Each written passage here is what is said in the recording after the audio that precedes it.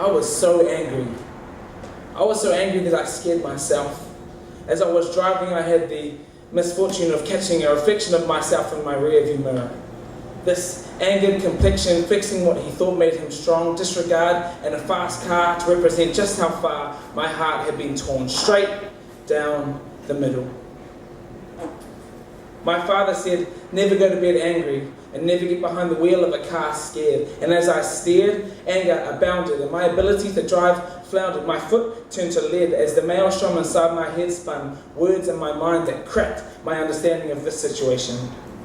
As I gripped the wheel tighter, venom on my skin as I start to perspire, because how could she be so careless with my heart?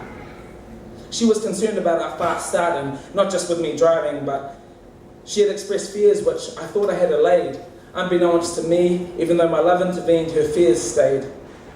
Hidden deep away, searching for daylight, for something to sustain it. See, I thought my hopes had tamed it, but in truth, all I could do was frame it, give it a target and something to aim for, and before I know it, we're fighting and headed out my door, and I've got clenched fists and a locked jaw. And by now I'm burning the streets down.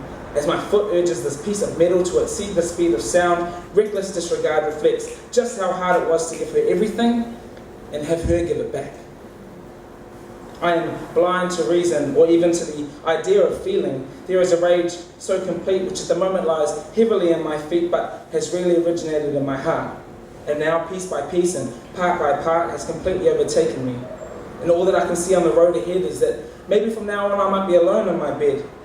I figure I've been so accommodating up until this point, maybe a change of tact will relocate this joint because I have tried everything else and all of it failed. So now anger urges me to ignore danger and drive like the road is a challenge and like this world is dark. And then I hear it, 20 minutes in or 30 minutes in, I can't be sure. But there's a soft sound from the left side door.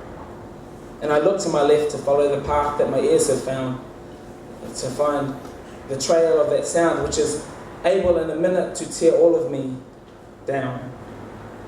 And she's crying. She bursts out crying. And as a courtesy, my anger begins dying.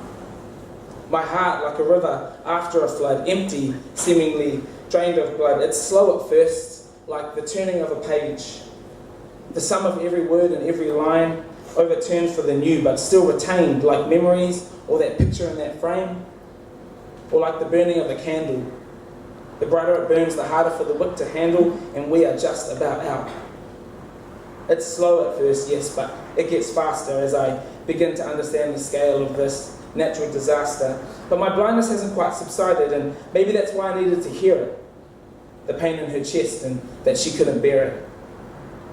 Her spirit realizing that she tried her best, but she needed rest, and that this race she wasn't quite ready for yet. And for many reasons, she couldn't run it anymore. And at this moment, as the hills rolled past us, I thought to myself, I thought that at the finish of this journey was the end. And so why did I waste it on anger? Why did I betray safety for danger? And why did I not kiss the girl who has since become a stranger? Why did I let those miles run out the clock? And why did I not drive until the world stopped? Why didn't I drive so slow and drop my heartbeat down so low so I could live in that moment a little bit longer? Why didn't I savor every moment the road gave us? And why, for the life of me, did I not pray that God would save us?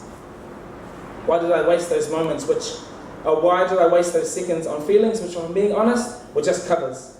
Because beyond rage and frustration, there was a deep resignation. Because that moment I heard her cry, it was then that I knew. All comprehension within me, and every brain cell I had left firing, everything I was recognized that it was over. And the beat of my heart told me that hers had skipped one too many. The dam, which was built by her efforts to quell her fears, cracked at the base under the weight of her own tears. And it started to rain, as if God was helping us to bear the pain. And later that night, she would whisper the end. The words which signaled the transition from lover to friend, underlying all the complications that came from the romantic reorganization that needed to happen in my heart. See, my closet needed to be cleaned out, and to help me, she decided to move her stuff out. Box by box, a stack so tall that I was unable to count it all, unable to take stock or measure, unable to pry pain from pleasure, because happiness used to mean together, but now I'm looking for it alone. Cursed my back that was broken by a feather. All my efforts and all my desires got caught up in this fire. See, that's the trouble with categorizing the meteoric rise of a relationship. As you collect pieces of moments and moments of peace, and together you make peaceful moments, all you are looking for is a bonfire with a spark. In truth, those lines came from a cynic's heart. But in truth, me and the cynic couldn't be much further apart. No, those weren't the words of a cynic. They were the words of a man who is only happy when he's in it and refuses to understand that there is sometimes a need to go to the clinic and treat the wounds he swears have healed. My father told me, never get behind the wheel of a car scared. And that day I failed my father. See, for all my bravado and my puffed out chest, all I really was in that car was a man trying to escape. Escape the reality that to have come so far on the wrong road meant I had to pay the toll. I was a man running, but running on empty. So I looked to her to fill that space. And when she couldn't, when she was unable to erase the pain that was not of her making, I took to mistaking. I saw her as the cause, when really if I removed the bandages and the gauze that I had placed on my own eyes, finally I might see clearly my lies, and beyond them the truth, that my anger was just a disguise. And that night, through tear-stained eyes, I could finally see.